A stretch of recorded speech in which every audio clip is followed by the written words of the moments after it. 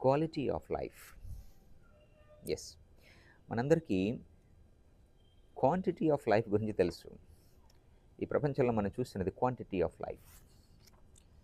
Quality of life ఉంటుంది. So ఇది కొద్ది కష్టతరమైనటువంటి అంశం. చాలా కొద్ది మందికి మాత్రమే ఉంటుంది. సమాజంలో చాలా తక్కువ పర్సంటేజ్ పీపుల్ ఉంటుంది క్వాలిటీ ఆఫ్ లైఫ్ అనేది. సరే, అసలు విషయానికి వద్దాం. సాధారణంగా క్షమాగుణం అనేది లేని వారికి మానసిక పరమైనటువంటి శారీరక పరమైనటువంటి రుగ్మతలకి గురయ్యే అవకాశం చాలా ఎక్కువ అని పరిశోధనలు చెప్తున్నాయి. ఈ సమస్య వృద్ధాప్యంలో మరీ ఎక్కువై వాళ్ళు విపరీత పరిణామాలు ఎదుర్కొంటారు అనేది అధ్యయనాలు చెప్తున్నాయి, కేవలం క్షమాగుణం లేకపోవటం వల్ల. చూసారా, ఈ విషయాలు మనకు తెలియదు.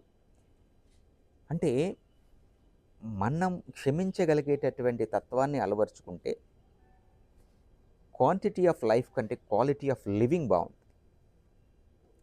శారీరకంగా మానసికంగా ఆరోగ్యంగా ఉండడం కంటే కావాల్సింది ఏముంటుంది?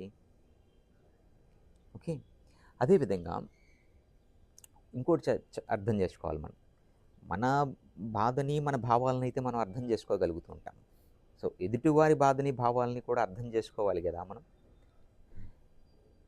మనం సాధారణంగా మన ప్రవర్తించే విధానాన్ని చూస్తే మనం కానీ ఇతరులు కానీ ప్రవర్తించే విధానంలో ఆ టైంలో మనకున్నటువంటి ప్రజ్ఞ, మనకున్నటువంటి మానసిక సామర్థ్యం, మనకుండేటటువంటి అవగాహన, పరిణితి బట్టే మనం ప్రవర్తిస్తూ ఉంటాం.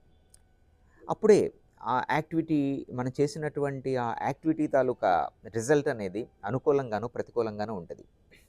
సాధారణంగా అనుకూలంగా ఉంటే ఎవరు పట్టించుకోరు పెద్దగా, కానీ ప్రతికూలంగా ఉంటేనే భూతద్దంలో పెట్టి చూస్తాం మనం కదా.